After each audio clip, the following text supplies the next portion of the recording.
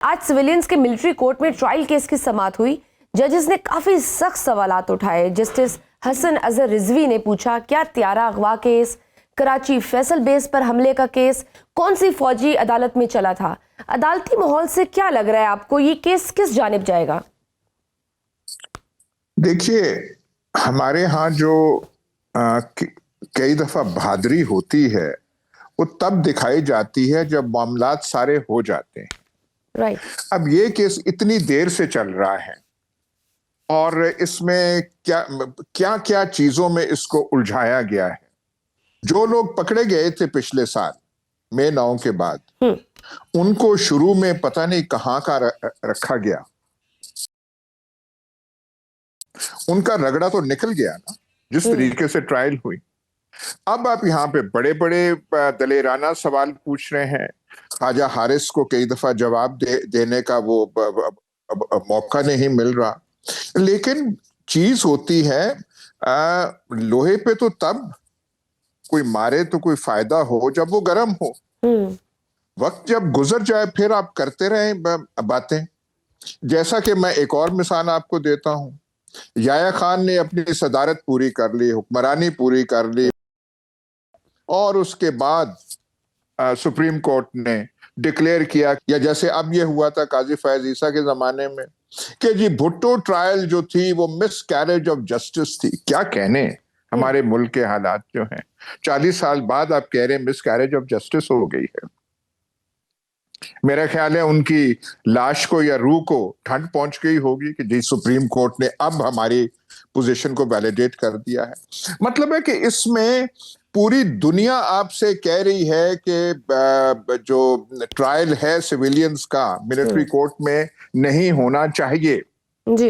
हमें दुनिया कह रही है कि आपका अपना आइन इसकी इजाजत नहीं देता। लेकिन यहाँ पे बहस हो रही है, तारीख पे तारीख हो रही है और फैसले आ रहे हैं मिलिट्री कोर्ट में। बिल्कुल।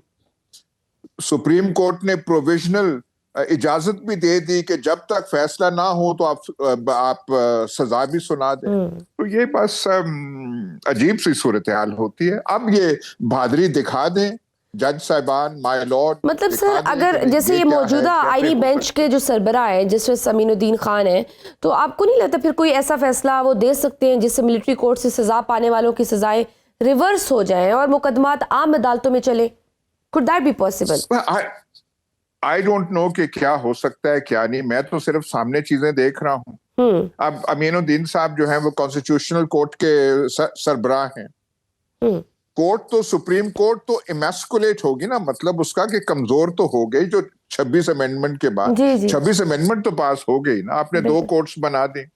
जो सीनियर जज साहिबान है वो इन आईनी केसेस को सुनी नहीं रहे क्योंकि बेंच ही और बन चुका है। तो आई डोंट नो कि क्या होगा, क्या नहीं हो सकता, क्या नहीं है। लेकिन जो मजाक जुडिशरी के साथ हो गया है और उसमें जुडिशरी का एक हिस्सा वो भी मुलव्वस है, वो तो हमारे सामने है ना सब कुछ। तो फिर हम वैसे इस पे एकेडमिक डिबेट सब कर सकते हैं इन बातों पे। 26वीं आईनी तरमीम का तो आपने जिक्र किया सर। अब तो बाज़गश्त 27वीं आईनी तरमीम की भी हो रही है। अभी इसमें जस्टिस जमाल मंदुखी ने बड़े दिलचस्प रिमार्क्स दिए हैं। वो कहते हैं कि पार्लियामेंट के पास इख्तियार है, अगर वो ये कानून बना दे कि तिरछी आंख से देखना भी जुर्म है तो उसमें भी सजा होगी, लेकिन पार्लियामेंट को ये भी बताना होगा कि उसकी सजा किस अदालत से होगी और उसके लिए आईनी तरमीम जरूरी है। तो उन्होंने ये भी कहा कि मेरी दानिश में पार्लियामेंट से ज्यादा आईन पाकिस्तान सुप्रीम है।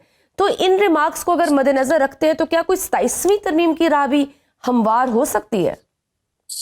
देखिए, इन बहसों ये ऐसी बहस तो हम पता नहीं सुबह तक हम कर सकते हैं।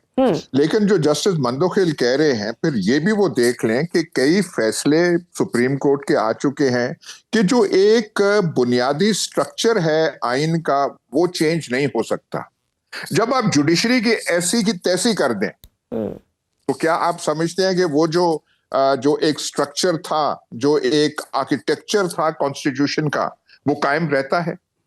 उसके साथ आप खिलवाड़ नहीं कर रहे, उसके साथ खिलवाड़ हो नहीं गया। देखना तो ये चाहिए। फिर आप कहेंगे जी पार्लियामेंट कर सकता है ऐसे, पार्लियामेंट कर सकता है ऐसे, हर चीज कर सकते हैं। आप तिरछी नजर से देखें तो उस पे भी कानून या सजा वो दे सकता है। तो फिर वो जो फैसले थे आपके आपके रिटन ऑर्डर्स हैं कि जी बेसिक स्ट्रक्चर आइन का चेंज नहीं हो सकता। तहरीक इंसाफ के इमरान खान की मिलिट्री ट्रायल का भी इजहार कर रही है। सलमान अकरम राजा ने भी इसी तरफ इशारा करते हुए कहा है कि असल हदफ हमें खदशा है कि खान साहब हैं और आइन में तरमीम इसी कड़ी का हिस्सा है। तो क्या मामलात खान साहब के मिलिट्री ट्रायल तक जा सकते हैं? मेरा ख्याल अपने अगर आप करना चाहें तो क्या चीज नहीं हो सकती, कौन सी चीज कौन सा अमर माने है। लेकिन अगर आप ऐसा सवाल उठाते हैं और ये परसेप्शन हम सामने रखते हैं तो फिर जो मुज़ाकरात हो रहे हैं पीटीआई के दरमियान और हुकूमत के दरमियान वो बिल्कुल इररेलेवेंट और बेमानी हो जाते हैं। क्योंकि क्या आप समझते हैं कि एक दफा कोई मिलिट्री कोर्ट वाली बात हो तो ये मुज़ाकरात कायम रह सकते हैं, या आइंदा कोई मुज़ाकरात का कोई थोड़ा स्कोप भी रह जाता है? बिल्कुल नहीं रहेगा उस सूरत में। और जिस जमूद में ये जो मुज़ाकरात भी जो हो रहे हैं, आपको इनका कोई मुस्तकबिल नजर आ रहा है? कुछ लग रहा है कि इन मुज़ाकरात में से कुछ निकलेगा? क्योंकि एक मुलाकात तो ये करा नहीं पा रहे। देखिए, एक बात है कि वो जो पहले सूरत हाल थी नवंबर 26 से पहले, उसके बाद ये दोनों साइड्स कुछ ना कुछ मिल तो रहे हैं। कुछ ना कुछ पॉलिटिकल चीज होनी तो चाहिए। उसके बाद आप देखें कि कुछ इसमें से निकलता है या नहीं। क्योंकि आपका क्या ख्याल है कि अगर पीएमएलएन हुकूमत इन मुज़ाकरात में शामिल है तो उन्होंने मतलब इस्टेब्लिशमेंट की आशीर्वाद शामिल नहीं होगी, या इस्टेब्लिशमेंट के आशीर्वाद के बगैर नून लीग ऐसी हरकत कर सकती है? तो डेफिनेटली इस्टेब्लिशमेंट ऑन बोर्ड है। और राना सनाउल्लाह साहब ने भी बड़ा कैटेगोरिकली कहा है कि हम इस्टेब्लिशमेंट को ऑन बोर्ड लेकर ये मुज़ाकरात शुरू कर रहे हैं। तो सर अगर ये मुज़ाकरात इस्टेब्लिशमेंट को ऑन बोर्ड लेकर कर रहे हैं तो फिर इसका मतलब है फिर पीछे से इजाजत नहीं मिली ना मुलाकात करने के लिए कमेटी की, फिर ये हुकूमत तो खुद तो बेबस ही नजर आ रही है ना। नहीं देखें, जो आप मुलाकात की बात आप ज्यादा ये एम्फसाइज कर रही है, अली गौहर की तो हो गई ना, अलीमा खान की तो हो गई। तो ये फिर बात डिटेल्स की रह जाती है कि सारी टीम को क्यों नहीं मिलने दिया। Barrister Ali Gohar is the acting chairman of the PTI, तो वो मिल लिए तो इनको इंस्ट्रक्शन बेटी है, ठीक है। अब आप ये कह सकते हैं कि सारों को नहीं बुलाया गया, सारों को नहीं ये किया गया, पर कोई तो थे जिन्होंने मिल लिया। और उसके बाद खान साहब ने आप कुछ पॉजिटिव देख रहे हैं? आप इस मुज़ाकरात में से कुछ पॉजिटिव होता देख रहे हैं? आपको लग रहा है नतीजा खेज हो? मुझे कुछ नहीं, मैं नहीं कहने की पोजीशन में कि कुछ नजर आ रहा है नहीं। मैं सिर्फ ये कह रहा हूं कि मुज़ाकरात ना होने से मुज़ाकरात होना बेहतर है। मैं सिर्फ इतना कह रहा हूं। सही है। नवाज शरीफ साहब कहाँ गायब हैं? हर तरफ मुज़ाकरात की गूंज है, लेकिन वो इस सारे मामले में बिल्कुल ला ताल्लुक से नजर आ रहे हैं। सियासी मंजरनामे से वो बिल्कुल गैर हाजिर है। नहीं, मियां नवाज शरीफ जो है वो क्या कहते हैं, उनकी गवर्नमेंट जो है वो गवर्नमेंट उनकी एक्सटेंशन है। नून लीग तो है ना बीच में, शहबाज शरीफ बीच में है, बाकी हैं, तो that doesn't matter really, that's not an important point. ठीक सर, कुछ दिन कबल डोनाल्ड ट्रंप इंतजामिया के कुछ लोगों ने तहरीक इंसाफ के हक में काफी आवाजें उठाई। अब वो तूफान भी थमसा गया है। कुछ दिन तक अमरीकी इंतजामिया भी तब्दील हो गई। पाकिस्तान में अमेरिका के सफीर डोनाल्ड ब्लूम भी अलविदाई मुलाकातें कर रहे हैं। तो पाकिस्तान पर इन तब्दीलियों का कितना असर होगा? आई डोंट नो कि आपको हमें कुछ ज्यादा उसमें उम्मीद करनी चाहिए, लेकिन इतनी बात तो है ना, वो हमें देखना चाहिए कि वहां के जो पाकिस्तानी लॉबी है, अगर मैं ये लफ्ज इस्तेमाल कर सकूं, खासी ताकतवर है।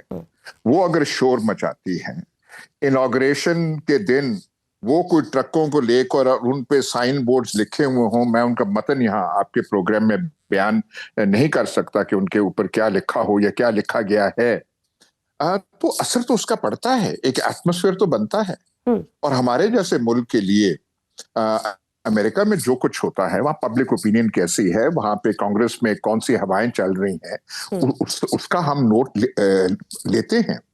और एक आध बयान वहां से आ जाए, जैसे वो कौन थे वो उन्होंने एक दो ट्वीट्स की तो यहाँ पे ऐसे लगता था कि तूफान आ गया है। तो इन चीजों का फर्क तो पड़ता है। अब वो जो है प्रेसिडेंट ट्रंप पता नहीं कुछ कहते हैं या नहीं, पर उनके मुंह से कुछ दो जुमले भी निकल जाएं तो यहाँ पे हर चीज हिलके रह जाएगी, क्योंकि हम डिपेंड करते हैं अमेरिका के तलकात के साथ, उनकी खुशनुदी के साथ। हम उन चीजों से इन्फ्लुएंस जरूर होते हैं।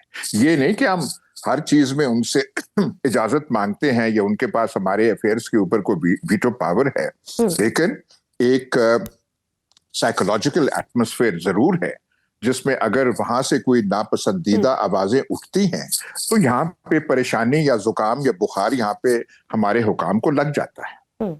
ठीक,